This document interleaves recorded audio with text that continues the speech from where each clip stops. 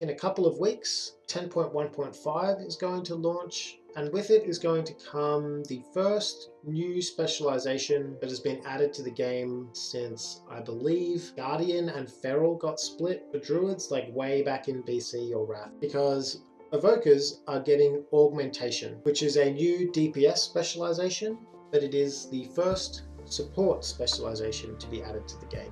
Unfortunately, it's quite difficult to play Augmentation right now on the PTR in any kind of serious or even group content because everyone's playing D4, so we're just going to watch a random key. This video is about why in particular I am excited for Augmentation, and in order to explain that I need to get into the weeds a little bit to talk about what I believe has been the genius of World of Warcraft, why all of the WoW killers in the past decade or so have, I would argue, failed, and what the magic or backbone or competitive advantage that WoW has.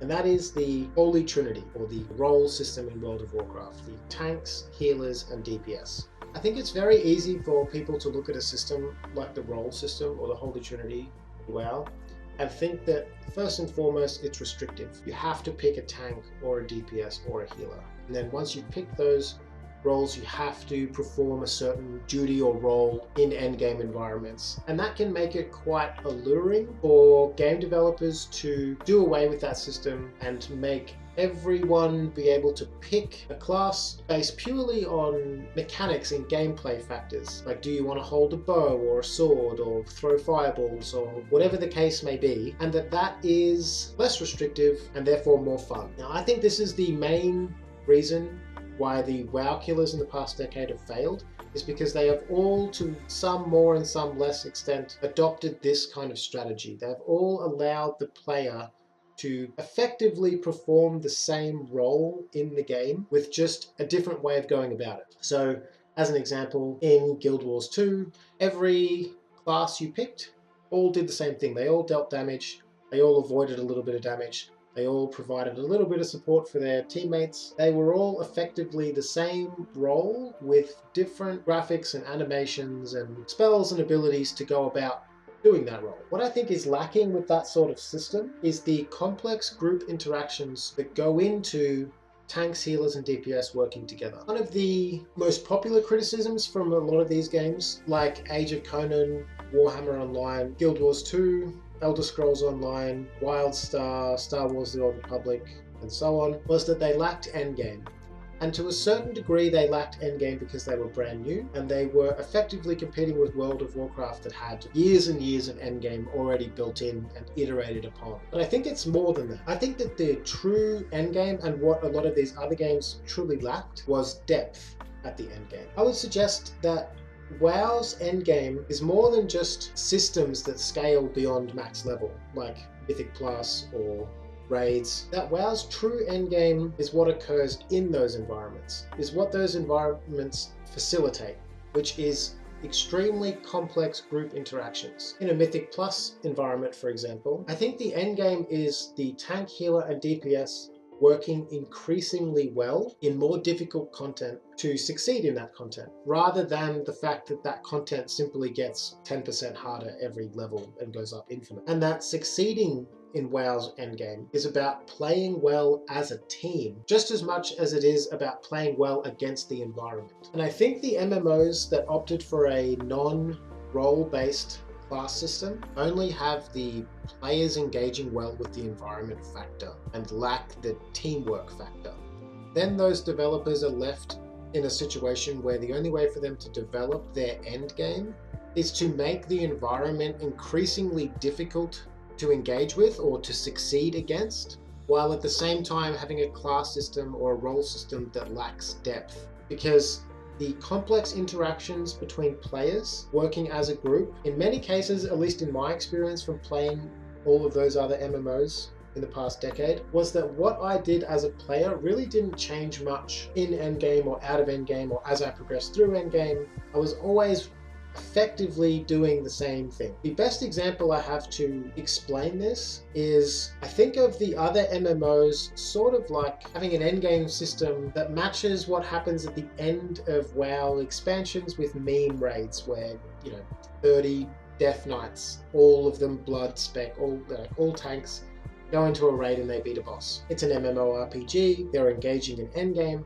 but they're all effectively doing the same thing. They aren't working as a team in the same way that a conventional WoW raid does, but you still have, 20 or 30 people all in the same room fighting the same boss with the same goal, but they're all effectively doing the same thing.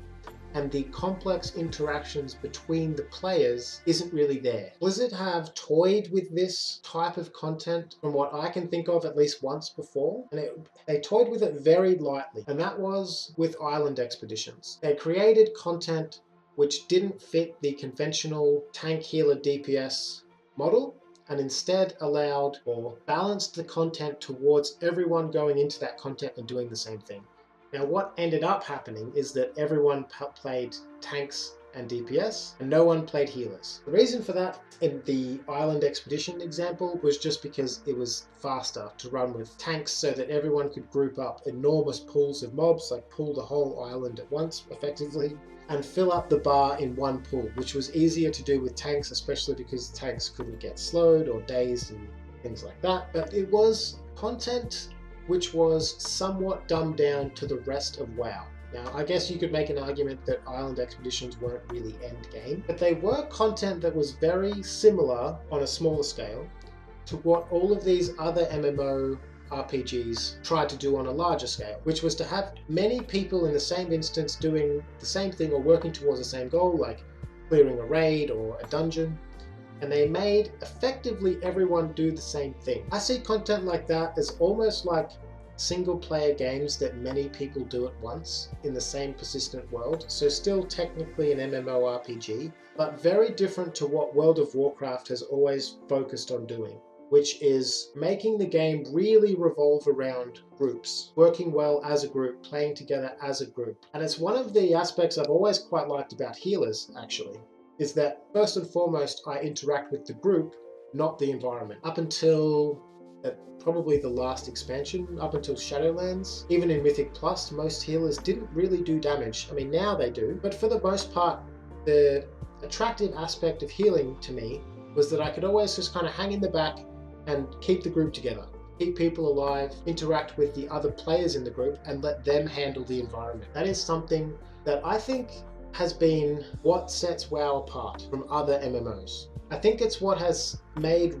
WoW Endgame, or WoW Raids in particular, famously well done, because they do a good job of facilitating the complex interactions between tanks, healers, and DPS, and how they play together as a team to then engage with the environment. Whereas I would say these other MMOs, it's more like everyone engages with the environment, and no one really engages with the team. There are like some abilities and some MMOs. Rift did a better job of this group engagement than most of the other MMOs, but a lot of them were kind of just, you do a damage rotation, press your support ability, whatever, a healing circle gets dropped on the ground or something. But you're still always engaging with the environment in the same way that everyone else in the group is engaging with the environment. Now, the reason why I am so excited for Augmentation in particular is because it is a support specialization. It is Blizzard's foray into expanding on this Trinity class system. Now, technically, Augmentation Evokers are still going to be DPS specs, but they're going to be a DPS spec very different from the rest. They're going to be a DPS spec that first and foremost engages with the group rather than just the environment. Now, the traditional DPS spec simply just does damage into targets or into the environment. Augmentation Evokers are going to do that still, but to a much lesser degree than every other DPS spec in the game. And a significant portion of their damage,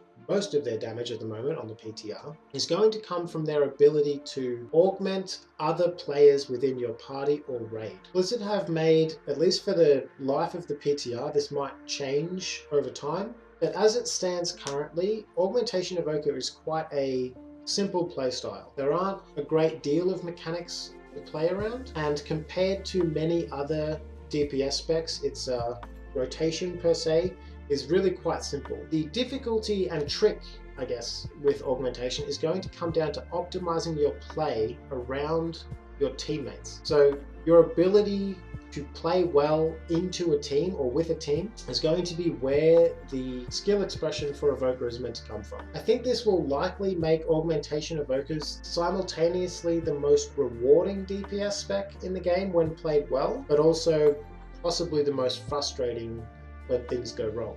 I don't want to go into the nitty-gritty of how augmentations play exactly. This isn't meant to be a guide. Suffice it to say, they do damage themselves. It looks like about 30 to 40% of what a traditional damage dealer would deal. But then they use their cooldowns and their resources to increase the damage output of friendly players. They also have the ability to bring some tankiness and some healing and some very strong cooldowns and other kind of support role related mechanics and abilities to a group. So while they will bring quite a lot of utility, their focus will still be to bring damage via teammates to a group. What has me so excited for augmentation is it feels like a specialization that plays very much like a healer currently plays, but performs a different role. Like I said before, that is, to me, a healer first and foremost interacts with the group, and only as a kind of second priority or during downtime will interact directly with the environment. That's a playstyle I've always enjoyed, and that's always limited me to playing only healers. Augmentation will effectively be doing the same thing, a little bit more environment, or like engaging with mobs and bosses directly,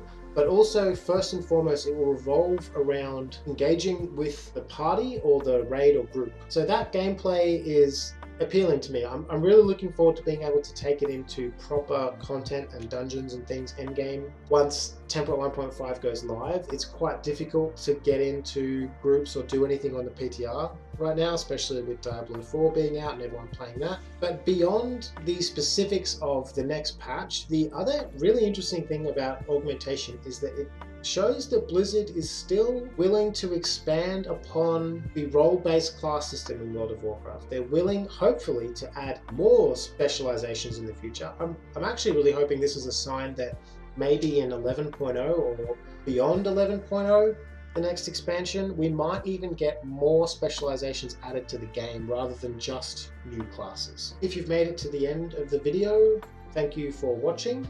Thank you for being patient in me getting another video out. I played a little bit of PoE last couple of months. I've had some real life things on, just had another baby. So I'll be back into making some more regular WoW content. And again, thanks everyone for watching and algorithm stuff.